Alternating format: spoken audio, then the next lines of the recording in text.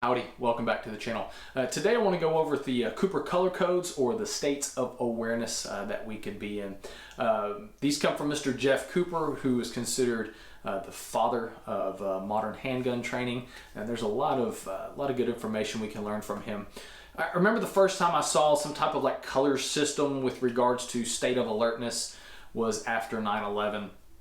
I remember seeing on the news that we were in a red state of alertness or a purple state or whatnot. But I want to talk with y'all about the original Cooper color codes. The first color code is white. That essentially means that we are clueless. Too many people in society, they just walk around doing their day-to-day activities, not knowing what's going on around them, not having a clue, just completely oblivious to their surroundings. It's the guy who, when you're driving down the road and there's a stalled car in the lane to your right, and the guy just starts to force his way into your lane because he thinks you're going to let him in. He's completely unaware of what's going on. Also, if you look at some depositions of that police have taken of victims, one of the common themes is, I didn't see it coming. I was blindsided. I never saw him. The things like that. The reason is because they were in condition white. They were clueless. They didn't have any idea what was going on. So I'll tell you this, we never want to be in a condition white. Color number 2, in the condition that we will probably spend the majority of our lives in, is condition yellow. So you're not necessarily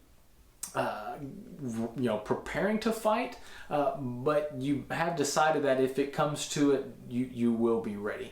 A good example of yellow having good situational awareness, it's keeping your head up, it's keeping your eyes open, it's noticing that things are out of place, it's noticing that group of people that kind of caught your eye as you walked out of the grocery store that doesn't necessarily seem right.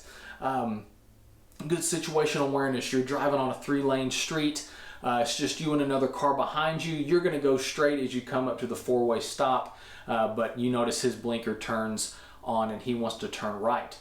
Good situational awareness, you're going to move into that center lane, you're going to go left because you're going straight, let him pull up, let him turn right, and you're not delaying him. No harm, no foul. You knew what was going on all around you.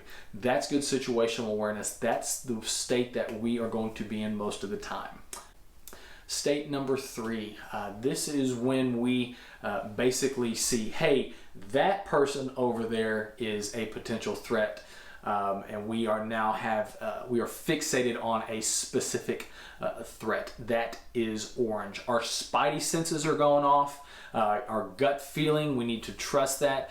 We are noticing that the thing that we thought or saw or seemed out of place, that is now starting to become a reality. So that group of people that you saw as you walked out of the store, they are now starting to follow you to your car. It's at this point in time we start to develop a plan. We start to realize, what are we going to do? How am I going to position myself between them or myself and them? This is when we really start, our training really kicks in. So we have a specific threat focus, we see it coming, and we start to react accordingly and prepare for what could potentially be another escalation into red. So the last color is red. Red essentially means that you are prepared to fight. You are waiting for, you have noticed those pre-assault cues, you're noticing the clenched fists, sweating, the deep breathing, and you're waiting on that one thing that you have already predetermined in your mind. You're waiting for that trigger to hit. And if they hit it, you're going to respond with force, and you are going to stop that threat as quickly as you can.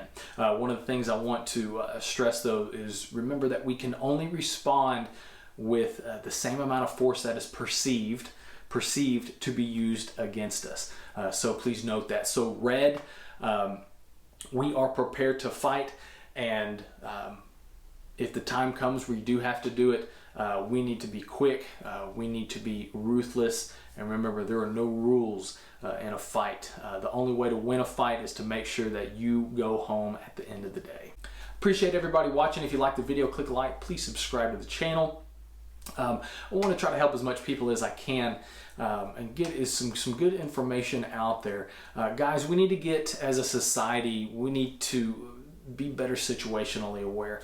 We don't need to be paranoid, but we need to get our heads out of our asses. We need to quit looking at our phones or looking down at our feet when we walk. Walk around with your head held high, your eyes open, carry confidence. I always tell people, if you act like you know you're supposed to be where you are and you know what you're doing, people aren't going to question you. So we need to walk around with confidence. Thank you guys again for watching, and be safe out there, and we'll catch you on the next video.